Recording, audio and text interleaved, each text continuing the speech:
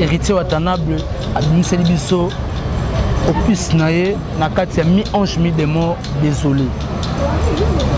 Pourquoi désolé héritier Watanabe va s'expliquer mais natali na kati na ba commentaire na nzembo héritier Watanabe abimisi asenyi batu ba pardon. Ce qui me tique chez héritier Watanabe parce que sur la liste il y a artistes musiciens, il y a grand esprit. Il y a Rémi du Congo, héritier il fait partie.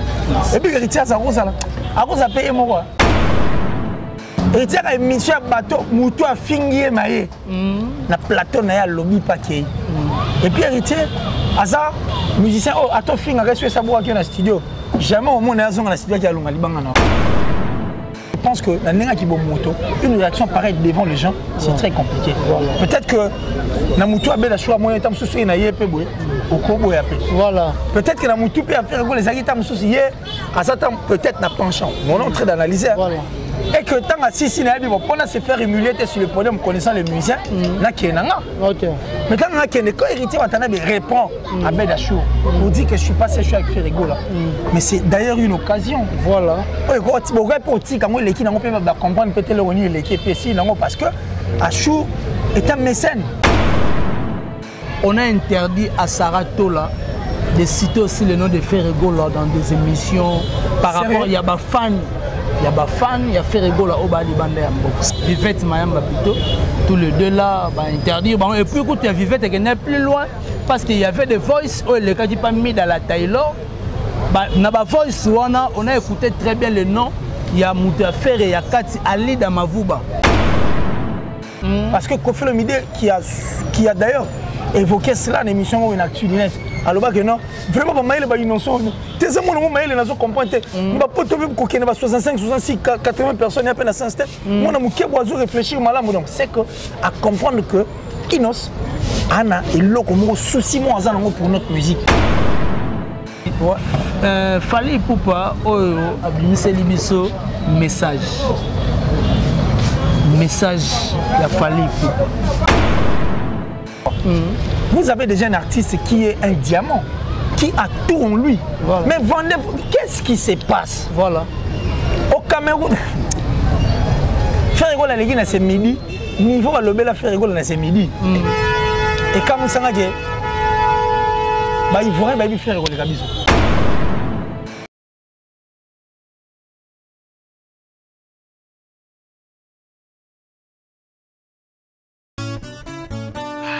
Oasis, une belle dame, la beauté du Paris, Tabou Fatou. La Paris, grand prêtre, Bando Martin.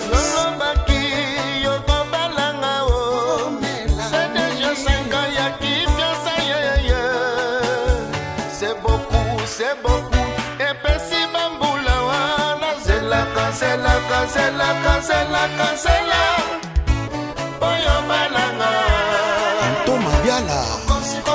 Mon atier, botalelanga, Congo température, ya maman Rosette la fleur, nadambu. Congo température, et y'a mon pépé asika, y'a tobina Congo température, et y'a mon pépé asika, y'a tobina Congo température. Beaucoup vous suivez Congo température partout dans le monde entier, place où vous besoin de téléphone, na écran. Na ba machine na bino bozola na bongo héritier ibula mwana ntuka na bango nyonso muyaka ya solo yeyo présent libosa matala tala na bino. Je dis merci à la patronne maman Rosette la fleur d'ambo, pourquoi pas à Tricha motomètre Bebazibe ba tia foin au mona yango ko mona yango le tout puissant champion Wadolo depuis La Rochelle, pourquoi pas à Rachidou Diambomba. Rachidou Diambomba, je te salue. Christian Massamba, de tout le temps, de tous les jours. Merci beaucoup. Na 3L magique à Lotus Longue et Fontaine. Aujourd'hui, moi, héritier Iboula, je reçois pour vous Killer Tilesi, Otoro Panzanete, que j'ai dit bonjour Killer Tilesi. Ah, bonjour. Héritier Iboula, Mouyaka solo. Yeyo. Ça dit, yo, venant, na évité quoi. Voilà. Et puis, on dit, Bazibeba. On a fait à chaque fois, on a mon agent. À deux motomètres, Bazibeba, il faut suiter. Ah. Musée 4 Hervé 4 langa parti au motomètre na chaki foin na monité 4 langa parti au na tindela ye Ibula benga makonda na mona gité na chaki foinga na mona gité. Bonne santé. On a vu sur Adrich à motomètre. Merci santé qui toque et puis le boss depuis Rochelle. Champion Wadol. Champion Wadol. Les tout puissants. Champion Wadol, le tout puissant. Quel week-end ici la terre. Week-end comme c'est un prophète Banzaléa. Merci, je suis trop pris dans ma maman aussi. Tout le monde sur la TVT comme les gens veulent s'appuyer sur ça. Voilà. Je suis vraiment trop pris. Donc il y a Titani, la Christelle. J'ai dit merci comme ça à celle qu'on appelle Tabitha Njombo. C'est-à-dire la patronne, donc la patronne de sa chaîne Info du Monde Télévision. Qui n'est pas s'abonner. S'abonner à Doros Télévision.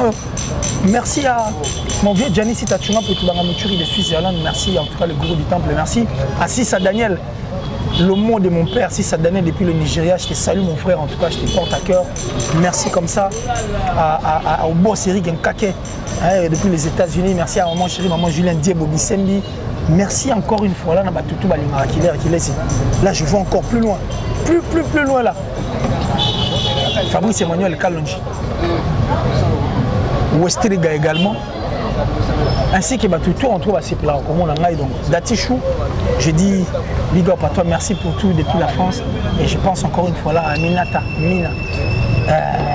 Niveau Lausanne, donc, et puis première dame, il y a Lausanne. Merci Koyango Beluche, ma vraie parent Rich, on dit Wawa. Un enfant, pas comme les autres.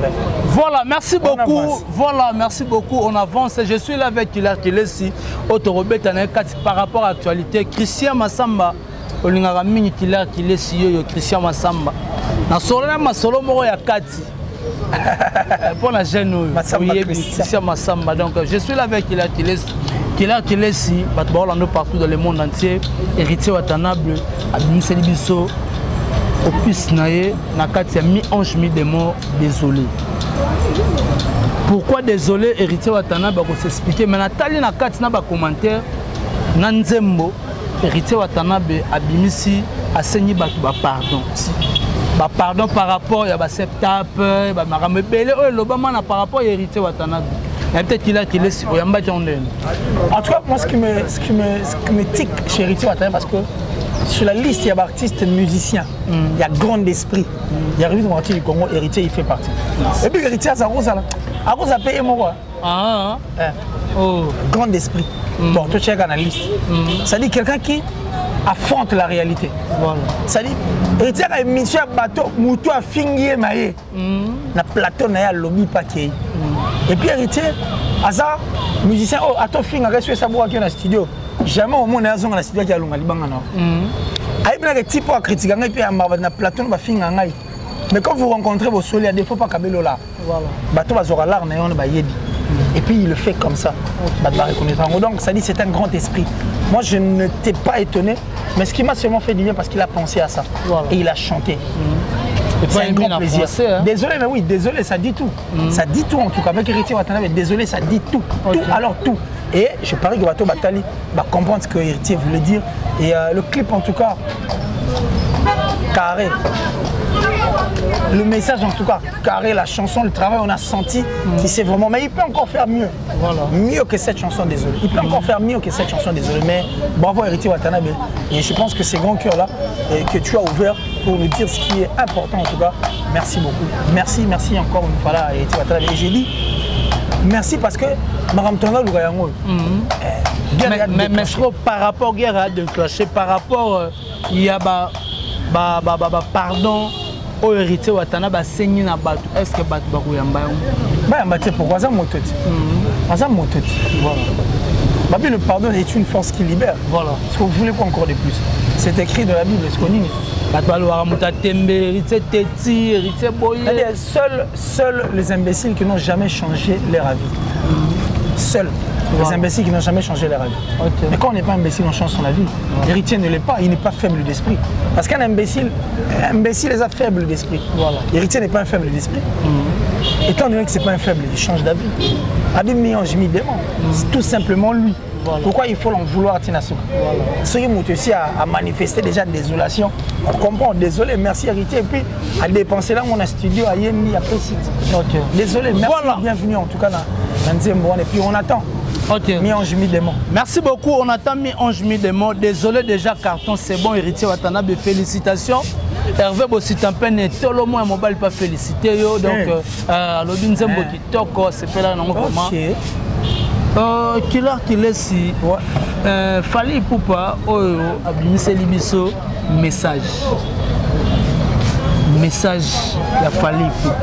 Non mais je suis très content parce que Naoki Banzembo, Naoki Luambo Makiadi, Asik Madilou. Madilou Balamoki. Mais il peut encore faire mieux. Hein. Le message, il peut encore faire mieux. Il peut encore faire mieux. Mais merci dans l'ensemble, merci. Merci en tout cas. Mais par rapport à ça, il n'y aura pas de critiques parce que tout le monde a fait rigolo. Regarde, moi, vous allez dire non. Non. Et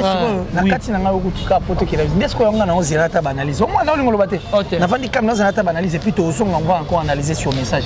Voilà. Mais regardons maintenant. Voilà. Regardons. Tout à l'heure, ce que les gens. Regardons les émissions, regardons les analyses. Voilà. Total. Merci beaucoup. Total. Tosaka, on a beau piste Ebimi, Inosbi avec Damso. Ouh, Inosbi avec Damso, je te jure, mais c'est du lourd. C'est du lourd. Du lourd. Pourquoi? Parce que Inos au moins. En fait, Inos. On disait moi là. Donc c'est des Zonga fort. Regarde. Depuis. Notre frère a commencé sa carrière. Il y a succès sanitaire dans la quantité. Il y a toujours des messages et puis ça attire tout le monde. Il y a toujours des conseils. Et puis, il est clément. Si c'était moi, lui, il cherche même à sortir la musique congolaise, la galère. Parce que Inosbi se bat pour que la musique sorte de la galère. Parce que Kofi Olomide, qui a d'ailleurs évoqué cela dans l'émission où il a actué. Alors que non, vraiment, il y a innocent.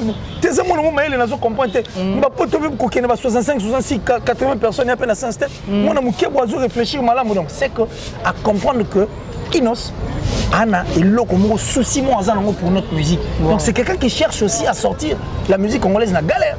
On comprend? Voilà. Inos donne un sens à Marambe Belé. Il a décomplexé.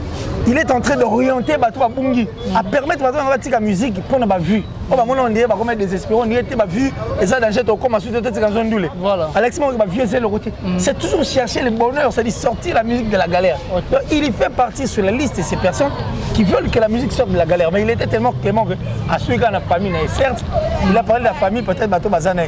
Et puis à la question méchanceté à Mokim. Le monde est méchant. Voilà. Et rempli de personnes de mauvais cœurs. C'est-à-dire quelqu'un qui galère, qui était dans le noir. Mais tant que vous voulez mettre vos mains dans sa mallette, c'est de même qu'on a dit ça, c'est une vie de tout le monde. Voilà. Tout le monde connaît ses problèmes quand tu fournis tes efforts seul, mais par contre, il n'y a personne qui ne vient. Et quand ça tient, c'est tout le monde qui veut venir, qui veut ta poche, qui veut ta mallette. Au moins, le niveau innocent qui n'a pas. Et puis, ça, c'était une collaboration des talentueux. Mais le talent plus talent, mais non. Voilà. Damso, Inosbi. Une chanson qui évolue. Non, merci Innocent. Mais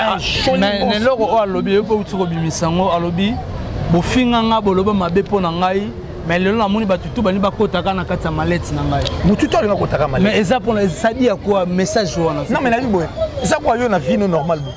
Quand on bonne mission na bazati. Les gens t'insultent. Ota je no li boum que la musique internet. Toi si ma micro. So dans les signes bango tu ba ko molingo. Vraiment té. Bon té. Voilà. Vous comprenez? C'est simple à comprendre. C'est-à-dire quand il se battait pour tout, personne ne le croyait. Il a été traité de tout. C'est le Rwandais que nous connaissons. Bangui, un impoli, un gras et autres. On a tout dit en son nom. Mais aujourd'hui, quand ça tient, c'est tout le monde qui fait s'accrocher. Parce que l'artiste et musicien, ils sont belé l'actualité. Parce que Bazarné, ils n'ont pas boire de l'eau. Il a le bien. Alors bien, pourquoi il faut mettre la main dans son sac, dans sa mallette? Voilà, Ogalugani na mallette à Innocent. Et puis il ne va pas le permettre parce qu'il n'a pas permis. Donc bravo à Innocent, bravo pour ses talents, bravo pour ce que tu as donné à la musique congolaise. C'est de l'afro-congo, mais afro-mixé. Ça dit c'est à toi, Poto Swana. Potolom. Kagamono. Bravo Innocent. Olani. Merci beaucoup Innocent. Photo fan de la Nzembo. Voilà. Photo ça la penza analyse. Il faut qu'on explique aussi aux gens. Voilà. Et puis il faut parler aussi d'Inosbi. Il faut parler de lui, c'est notre artiste. Parce que quand on a la musique, on a besoin de galère à Banango Kala. Il a décomplexé beaucoup de gens. À son jeune âge. À son jeune âge. Alexei Batouké, être avec les artistes musiciens, bah, superstar au total de loin. Et ça, il est le côté. Voilà. Et quand on commence le sujet, il y a un complexe à battre. Non, non, non. Quand on a une photo, et c'est le moment où on a battu. C'est normal. On a une photo de Messi. Avant de seconde, ma grande star, Quincy Johnson, s'il vous plaît. Au Mégati. Ben Affleck, Akon, toutes ces stars, image élite. Si tu vas sur internet, tu vas voir. Donc ça dit pour lui, c'était question de dire aux gens que c'est rien en fait. C'est rien. Le plus important, c'est la musique. Okay. C'est la musique. Rien de plus qu'à l'Oba. Il était en tant qu'artiste et musicien. Puisque ce sont les artistes et musiciens, le roi Bango, ceux qui ont Monique et aux artistes et musiciens, pourquoi pas Zalanaï? Ce n'est pas question de complexer. Donc Inosbi a décomplexé les gens. Donc c'est depuis longtemps qu'il cherchait en tout cas à sortir cette musique de la galère. Donc dans la galère. Merci Inos. Merci, mais il a été Clément Nzembo, le bel agent monté. Est-ce qu'on continue à y Kanda? Il fallait le Abak s'appelle la musique de galère quand même. Voilà. Ça, il faut qu'on se le dise. Le Babo Inos, le Tiger, le Tigre. Et puis, nous sommes bien. Des millions de vues à bon moment. Et puis, la tendance en fait de toutes ces chansons, ça tient. Tu vois comment ça se passe. Et puis, c'est suivi presque partout. Il y a une chanson qui toujours on dit que c'est un Congolais. C'est notre Congolais, n'osez même pas. Américain. N'osez même pas, c'est notre Congolais. Voilà. Joli clip avec HB, Achille Balou. Mais non, merci pour ce que vous faites, la musique. C'est ce que nous voulons. Que la musique puisse bénéficier de ça, en fait. Voilà. Une nourriture qui permet à la musique et ça va bien. Donc, merci. Voilà, merci beaucoup. Carré, je suis là avec Killer Sotoda Panzanteke. Par rapport à Bopis Oebimi, par rapport à Maramboza, la musique de Nabiso. Killer si, Tolali Tolamuti, Makambozo Bakosa. Tolali Tolamuti, Makamboza Bakosa. Je crois bien que tu as vu des vidéos qui ont circulé par rapport à un concert Oyo. Les anniversaire, héritier Watana Bazadi invité pour agrémenter soirée, mais invité dans les adi Ferregola, y compris Nonsbi. Mais na podium, héritier Zoyemba, directement, on a vu Abed Achou Amati, Abandiko Bamba, héritier Mbongo. Abed Achou Balouta, Abandiko Kita, héritier Akanyi Inons, Akanyi Abed Achou, pour lui dire que non, je suis avec Ferregola. Tu comprends? Je suis avec Ferregola directement, Ferregola dit non. Directement bon, en fait c'est... Je serai un peu clair en fait avec nos artistes.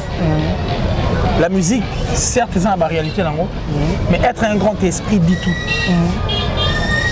Moi je ne vois pas pourquoi il fallait seulement réagir de la sorte sur les podiums parce qu'il y avait des gens qui le regardaient. Et puisque Ferregola doit savoir qu'il veut en fait changer sa façon de voir les choses. Et c'est un autre monde qui vient embrasser. Et peut-être qu'à l'aide, à travers sa voix, beaucoup de gens vont encore une fois l'apprécier davantage. Ah non, mais je m'accroche. Peut-être ma réaction, c'est rappeler moi genre. Parce que les gens n'avaient seulement pas besoin de comprendre ça. Ce qui est au Kenya en anglais, que peut-être que Abed Achou a une connotation. Abed Achou a papa chéri. Il rappelle un concert à Achour ou JB danse. Est-ce que Abed Achou a qui sont aussi à froid avec papa chéri? Mais pourquoi papa chéri reste intact et ne réagit pas contrairement? Voilà. C'est ça au fait être un grand esprit. Ça ne valait seulement pas la peine. Parce qu'il y a des réactions, ils en rappellent bien. Sur ça, c'est pas intéressant. Pour ma poteau, je me souviens, je crois que c'était élection sur les États-Unis, élection en France. Je ne sais plus. Là maintenant, je vais farfouiller dans ma mémoire, je vais voir. À moins que ma mémoire me trahisse, mais je ne parie pas que ma mémoire n'ait trahir. Candidat la présidentielle en fait. Pavandi, là c'est Blazé Belé. Il y a eu ta selle ou grave, à Talara montre. Après Kitibo. Écris-les, Makam. Les gens l'ont traité d'impatient. Voilà. Comment tu as me importé au pour ça? Par rapport à nous. Parce que tu as dit pour la au salle. Voilà. Cette impatience, rien que le geste est bouleversé, va donner. Et ça ne lui a pas donné accès à ce qu'il y a aux Omarambo et à Lugaki. C'est comme ça au fait. Et ça, qui sont forts en tout cas, qui regardent, qui sont forts. Voilà. Et par contre, ces personnes-là, baza bateau ce qui au niveau zana bango bien il faut une réaction de réaction c'est-à-dire tailler sur mesure et puis réfléchir et ça va bien. Mais bon, je ne veux pas aussi trop l'incriminer. Mais moi je pense que une réaction pareille devant les gens, c'est très compliqué. Peut-être que voilà. Peut-être que peut-être n'a pas chance. On est en train d'analyser. Et que tant que si on se faire émuler sur le podium connaissant les musiciens, mais tant que héritier répond à Bedachou pour dire que je suis pas séché avec Ferrigo là. Mais c'est d'ailleurs une occasion. Voilà. Comprendre peut-être le parce que Achou est un mécène.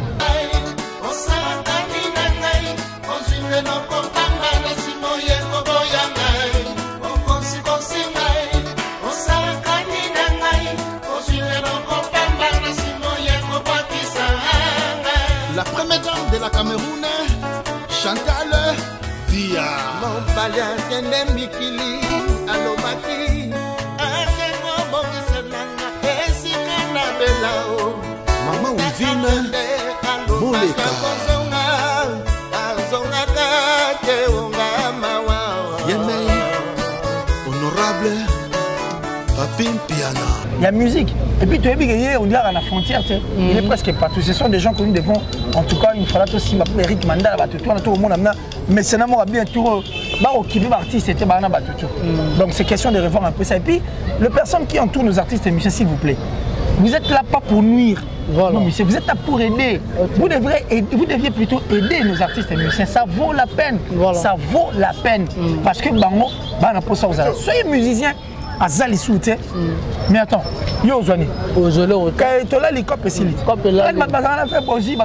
est-ce que parce que bon on a côté la réaction que babi bon on a fait rigola à Kabila tu as chèque bani tout mais tandis c'est côté la concert on a avec des choses on a qui défend le podium. Obama peut faire bon. Bah, il y a des réactions peut-être qui viennent sous l'effet d'émotion, mais moi je considérais mon artiste, notre artiste à nous, voilà. Notre pays que quand on laisse que ces émotions gérées, c'est très dangereux. Les émotions comme ça c'est le mot limité. Ok. Il est dangereux. Ils essaient un peu de revoir côté on a et ça fera du bien quoi. Voilà. Des réactions pareilles devant les gens, ça embrouille. Bon, embrouiller c'est petit là même, ça fait pas bien. Ça fait pas bien. C'est pas beau à voir quoi. C'est pas beau. Parce que déjà là, il a besoin de vivre une autre vie. Et puis, c'est important. Voilà, merci beaucoup. Aujourd'hui, on a interdit à Sarah Tola de citer aussi le nom de Ferrigo dans des émissions. Par rapport, il y a des fans. Il y a des fans, il y a Ferrigo là au bas du bandé. Sérieux? Ah oui. Et Bazana Nina, Yvette Mayamba plutôt. Tous les deux là, interdit. Bon, et puis écoute, il y a Vivette qui n'est plus loin parce qu'il y avait des voices, les cas qui pas mis dans la Taylor. Dans la voice, on a écouté très bien le nom. Il y a Moutafer et il y a Kati Ali Damavouba. Moi je dois citer son nom. Oyo, la voice, on a cité Vivette Mayamba. Ah, mais c'est désolant. Voilà. C'est désolant. Être fanatique, c'est bien. Mais que les fanatismes. Et un fanatique ne voit pas les choses dans la même optique. N'a bateau bazar, n'a artiste en tout cas dans le ça dit quand c'est un fanatique, c'est quelqu'un qui va au-delà, donc c'est l'overdose. Il y a voilà. Un fanatique se permet de tout et se permet de faire tout. Peut-être pour son artiste, pour que peut-être qu'on voulait bien, or ça peut au moins renuire. Bah ça l'erreur on a été qu'ils essaient de regarder les choses du bon côté, ça fera du bien. Voilà. Je ne vais pas trop entrer dans ma ramon mais si réellement ces fanatiques veulent que les artistes et musiciens aillent plus loin, voilà. Très bien. Comme il peut distraire trop, regarde Motelemi, regarde Motelemi. Ils ont beaucoup de choses. C'est pourquoi moi j'ai dit, mais ces gens-là regardent les choses du mauvais côté toujours. Pourquoi? Vous avez déjà un artiste qui est un diamant, qui a tout en lui. Voilà. Mais vendez-vous, qu'est-ce qui se passe? Voilà. Au Cameroun, faire rigoler les gens c'est midi, il faut le faire rigoler c'est midi. Et comme ça, bah il voit bah il fait les cabiso voilà tu es au Cassonigo pour mettre là l'année mbête mon c'est ça dans la année parler mon arrêtez de vous distraire vous avez beaucoup à faire votre album a besoin de beaucoup de choses bah tu vas ça va ta soirée regarde-moi hein faire la piano on a banana basangana mais vous devez vous concentrer c'est pour le bonheur et le bien de votre artiste. Oui, il fait recevoir bêtise soirée, regarde-moi, moi, il y a 2 heures, il y a 3 heures, il y a $200. Mais qu'est-ce qui se passe? Toujours comprendre le temps. Qu'est-ce que c'est passé? Qu'est-ce que c'est? Qu'est-ce que c'est? Qu'est-ce que c'est? Qu'est-ce que c'est? C'est pas vu mon kitchen. Moi, c'est un mot. Qu'est-ce que c'est? Voilà. C'est mais c'est le mot c'est humiliant. Voilà. C'est une humiliance. C'est humiliant. Voilà. Voilà. Là, vous avez beaucoup trop à faire. Voilà. Concentrez-vous, c'est important. C'est important. Mais mon gars, moi, il y a un bureau à faire moi pour moi. Bon, ils doivent arranger, hein. Ça c'est le bureau de faire. Il faut aller poser derrière ces questions, là-bas c'est important. Voilà. Mais ils doivent se concentrer dans mon bas au salon. Okay. S'ils veulent le bonheur de l'artiste, concentrez-vous. Voilà. Merci beaucoup. C'était là Killer Killer. Si Otomega peut-être Panzana Nteke. Killer Killer, c'est moi question de curiosité. Voilà. La curiosité. Il y a curiosité. C'est pas possible. Karine Mokonzi. La baronne, il fallait balle les 24 heures. Mais vie à famille, il y a mobile naé, balobi que mariage journée aux assoumis. Pourquoi? Famille. Famille Moutelobi. Mais les gens disent que non. Karine Mokonzi a manqué peu moi discrétion zaté. Parce que peut-être moi tout le trou. Je pourrais dire quoi c'est. Ben, moi je crois que Nzambe kolo Nzambe. Oyo sala biso bato. Yemo mukolo na biso. Voilà. Moi ma choix boli. Alinga masola na sote. Parce que ada bisa okay mumi piangati. Siko ngana sai. Voilà. Qui on pianga. OK. Ya boyende. Ngana ba kyo zo pardon bati. Attirer nous ba principe. C'est-à-dire je suis le fondateur de la famille. Nam na sala mariage pour institution divine. Faites vos choix. Venez vers moi, associez-moi. Mais bon, ok. C'est que nous avons une liberté de choix. Et c'est ce que la famille doit comprendre. Voilà. Le mariage est un engagement. Quand on s'engage, on a un souci. Voilà. Et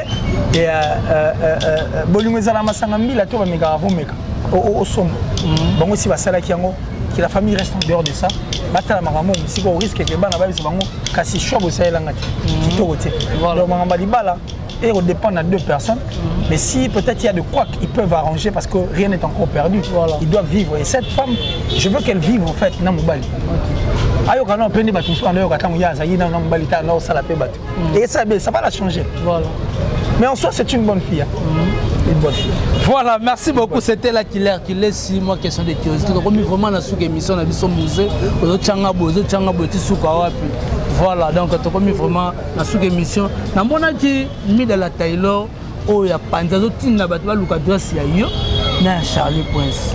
Adresse n'a mis dans l'adresse n'a pas faire quoi. Je la donne. J'habite bout à 252.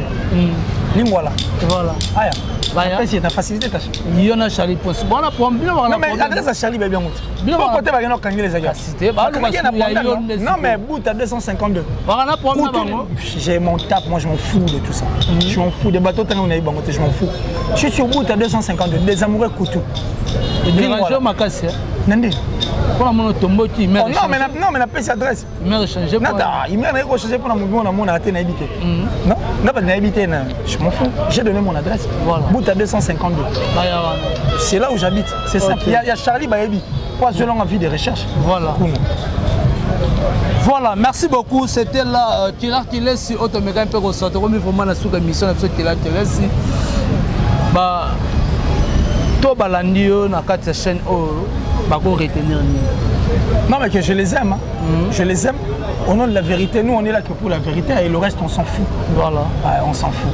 Mais le gars bandi des nations nous vivons en 2020. Une autre émission de mettre. Mais l'émission on va décortiquer ces bilans. Voilà, c'est belle. Voilà. Dédicace na banani. En tout cas, on a mis ça au dédicace. Bon beto. Bah tu vas s'amuser pour le jour anniversaire. Vidéo. Mais oui. Il y a des gens qui m'ont. Mais il y a un type moi à la tête du top à porter mes kili. À commisser au fort. alate ba blouson moko boye asala ko vidéo moko kitoko. Ah OK. Mais moi je suis monsieur Sawadogo. Voilà. Le défenseur des causes perdues. Bref, l'ami de tout le monde. Voilà. Non mais somme tourna lingate c'est ndoki. OK. Somme même tourna lingate sorcier. C'est ça. Voilà, bah remerciement na wana. Merci en tout cas Batutu Batalibiso, merci à Sissa Daniel Sissa depuis le Nigeria, merci à Westerega depuis l'Afrique du Sud, Fabrice Emmanuel Kalonji. Donc terrible. J'ai dit merci comme ça à Dati Chou depuis la France, en tout cas merci pour tout Dati. Il y a des discrétions, les gars, trop bon, soit. Nabombi Kaka. Maman Julien Diebo Bisembi depuis les États-Unis, le boss Eric Kevin Anga Janice Tanchungan Poutubanga Mouturi de Suisse-Irlande, le gourou du temple vert, le boss Eric Nkake, je te salue. J'ai dit merci à la première dame de Lausanne, merci Go. Il y a Go Belich, il y a vrais parents, il y a Rich, Andy Louawa. Un enfant pas comme les autres, c'est-à-dire on est de cœur avec vous. Le plus 743 89 526 54 54, donc plus 243 89 526 54 54. Amina Tamina. Même ça. Lausanne comme Mégati. Merci beaucoup. Donc c'était là qui laisse autre méga un peu comme Panzante. Njombo. Nzombo. Voilà, voilà, merci beaucoup à la patronne Titani, la Christelle Motema Tade Botaï, pourquoi pas maman Rosette, la fleur d'Ambour. Merci beaucoup à le tout puissant champion Wadol, à Dricha Motomètre Bebazibeba. Foin au Monango, à Dricha Motomètre Bebazibeba, pourquoi pas à 3 le magique, le Tissel Long et le Fontaine d'Arrosin la Talon. Merci beaucoup à Christian Massamba, Yaba Christian. Donc je te salue. Merci aussi à toi, mon président Bruno Loubi Kambonga propre, Tchungan Poutou, Sandra Wangata, maman na Petit Bon Junior et Broly Bizamatch. Pourquoi pas à Mouzen à ma caméra, Hervé Bossitampe et Tolomo ya Mobalo, veut dire vraiment. Et Zalarande Boet. Merci beaucoup, Nabaïno Sobazulo Laka. Yakolande Héritier Iboula na Matalata, Nabino Nabanda Konabino. En tout cas, je suis là toujours présent. Pour na ko sepel Sabino bo solo na musique toujours tala maboko nanga. Ombonga Fali, ombonga Fere ya Wera ya Jibe na liate. Ata ko finaliate. Ata muke na liate. To monani soti Nzambe azongi na mite.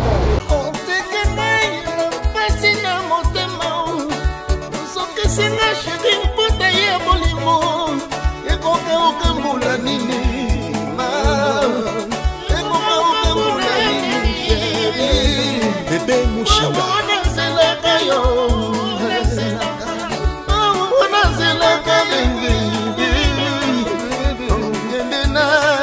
David Tété Evelyne Libota, mère des orphelins, chocolat chaud. La grande dame du Congo, Mamissa Lemfoka. Songa baby,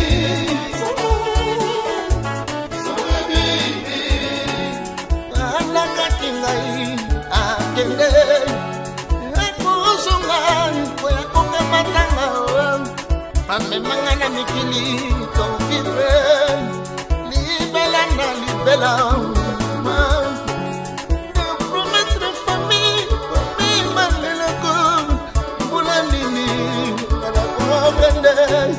Mon belingo, kenene, ikomelanga soni amawa, abiendenaye. Génie Malonda. Choisis Matata.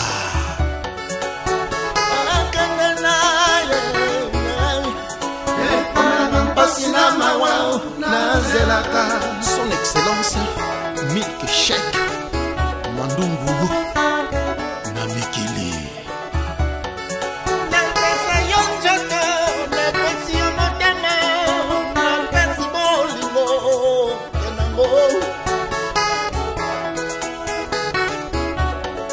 Lembingazor Bokema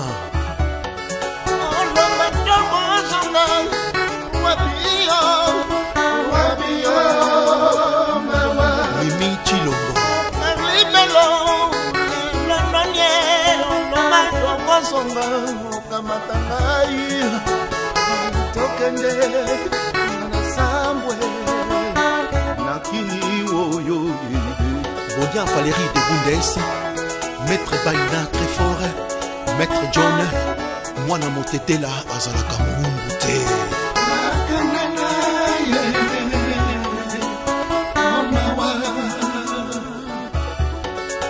La fleur rose, Nikinisi, Jacques Ngimbi, Mokonza Acne, Ado Malanda, Bele, Claude Eden, Didier Kaditou, Eros, Kalou, Charlie Schengen, le grand prêtre Rémi Makuntima.